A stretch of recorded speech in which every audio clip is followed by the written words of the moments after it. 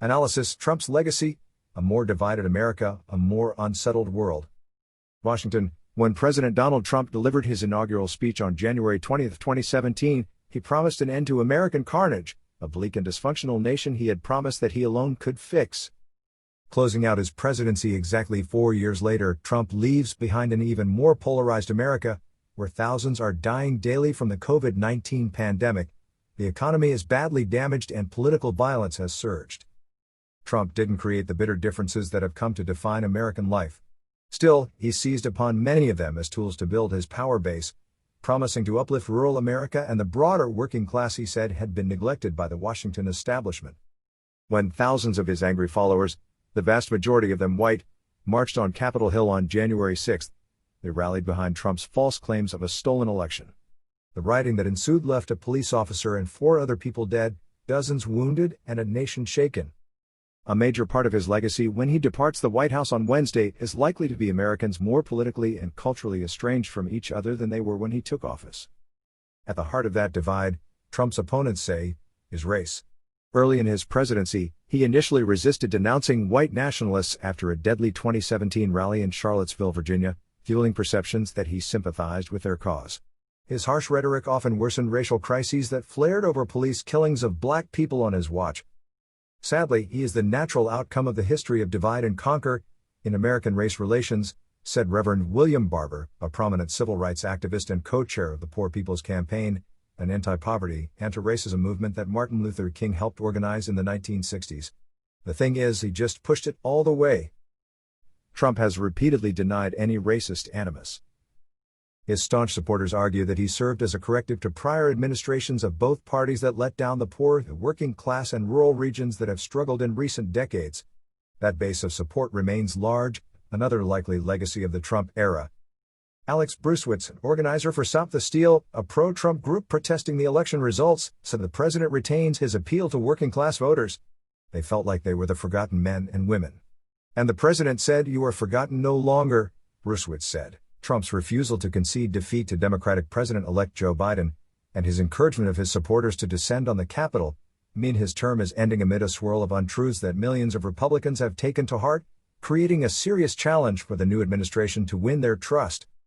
The disorderly transfer of presidential power comes against the backdrop of the increased spread of a pandemic that Trump has downplayed, and mounting financial hardships from the deep recession spurred by it, keeping the country on edge and prompting security lockdowns in Washington and state capitals, is concerned that the pro-Trump mob siege of the Capitol on January 6 could embolden far-right extremists' further violence.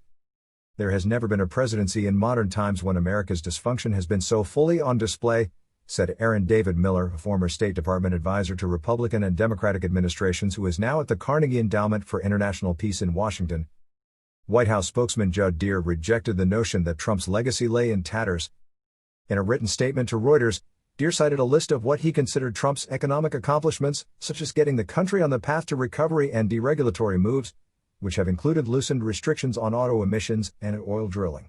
He also argued that the president secured the border with Mexico, rebuilt U.S. military strength, brought some troops home and helped orchestrate development of a coronavirus vaccine in a matter of months.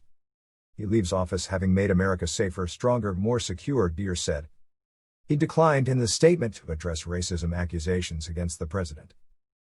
America first. Trump did, in fact, deliver on a number of priorities for his Republican Party. In partnership with Senate Majority Leader Mitch McConnell, he overhauled the U.S. judiciary, giving it a more conservative bent with the appointment of 3 Supreme Court justices and the fast-tracking of more than 200 federal judges. Trump pushed through massive tax cuts for corporations. The economy expanded faster than it had under predecessor Barack Obama, and unemployment reached record lows. But the solid economy, which he hoped would be his biggest re-election selling point, was swept away in a wave of coronavirus-driven shutdowns that plunged the country into the worst downturn in nearly a century as joblessness soared. The national debt, which had ballooned during his term, grew even more in his final year. Trump catered to his base by cracking down on illegal immigration, but critics condemned his approach as too harsh. Biden plans to reverse much of it, including a travel ban on a handful of Muslim-majority nations. Erecting a barrier along the U.S.-Mexico border was a signature pledge of his 2016 campaign. Less than half of the 1,000 miles he promised was built, much of it where existing barriers stood, and Mexico never paid for it as Trump had vowed. Abroad, Trump often invoked his America First agenda. He dismantled or disrupted multilateral pacts, withdrawing from the Paris Climate Accord, which committed nearly every nation to cut greenhouse gas emissions, and the Iran nuclear deal, which eased sanctions in exchange for curbs on its nuclear program. His administration eroded bedrock alliances like the North Atlantic Treaty Organization, antagonized traditional partners, and indulged autocrats such as Russian President Vladimir Putin and North Korean leader Kim Jong-un. But Trump has been credited by Republicans as well as many Democrats for a tougher stance on China. He slapped tariffs on billions of dollars of Chinese imports, sanctioned top officials over a crackdown in Hong Kong, and imposed penalties on Chinese telecommunications companies. His administration faced some criticism, however, for provoking a trade war with Beijing and reverting to Cold War-style rhetoric. Trump has also won praise for brokering historic accords to normalize relations between Israel and four once hostile Arab neighbors. And he reduced U.S. forces in conflict zones such as Afghanistan, Iraq, and Syria, though he failed to completely extract America from endless wars as he promised in his 2016 campaign. Trump did accomplish some useful things. Richard Haass, a former senior State Department official who was president of the Council on Foreign Relations, wrote on the think tank's website. He deserves credit, Haass said, for moving the U.S. policy vis-à-vis an increasingly repressive, powerful, and assertive China in a more sober, critical direction. But what the president got right, Haass added, was dwarfed by what Trump got wrong, citing foremost the damage he has done to American democracy. Fringe supporters. Trump's political strength stemmed in part from his ability to pose as a populist champion to tap into white rural and working-class resentment that has been building for years, as the United States became a more multiracial society and their communities felt the brunt of globalization, analysts say. Some far-right fringe groups have also flocked to Trump's banner.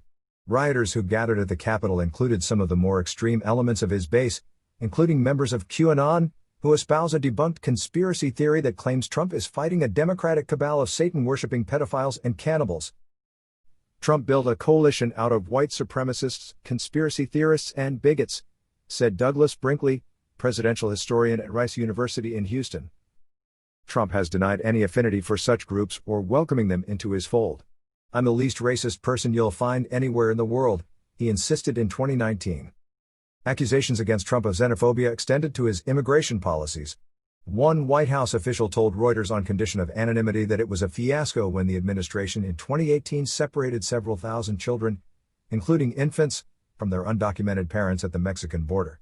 Images of crying youngsters crowded into chain-link pens were beamed worldwide.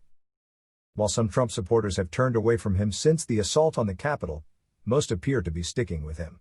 70% of Republicans remain loyal to Trump, according to Reuters/Ipsos polling done in the immediate aftermath of the siege. Many activists say they're willing to abandon the party for any perceived slight against their leader. "I see Trump as a fighter for the people that actually work and put the backbone into this country," said Will Williams, a Trump supporter from Oklahoma. "His legacy will be remembered by me as a great man that took on the corruption in this country." Trump's invocation of American carnage at his own inauguration, painting what many Democrats considered an overblown dystopian vision, was an appeal to that base and also to the urban poor. He said their dreams had been stifled by economic distress, crime, drugs, and loss of jobs to other countries. Opponents say Trump, a wealthy former real estate developer, did little to help them. He sought repeatedly to kill the Affordable Care Act, also known as Obamacare, which helped millions of Americans get health insurance. His tariffs war with China hurt American farmers and didn't trigger the U.S. manufacturing revival he had promised. And his tax cuts mainly benefited the rich.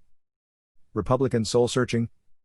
As Trump heads out the door as the first president in U.S. history to be impeached twice, most recently on a charge of inciting the Capitol riot, the Republican Party's future is deeply uncertain.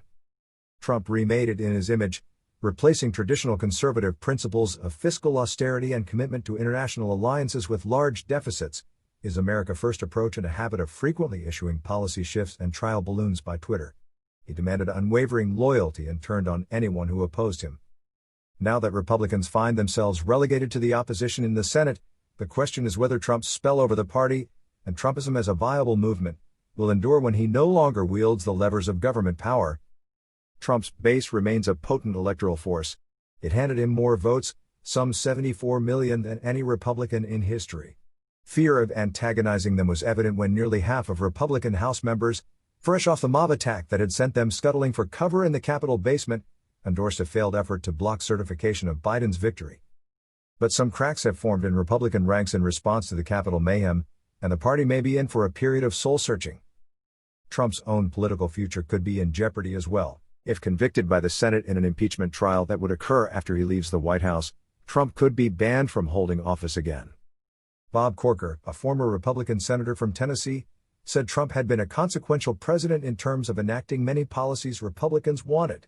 But in the process of being purposely divisive and perpetuating untruths about the election, he undermined our democracy, Corker told Reuters.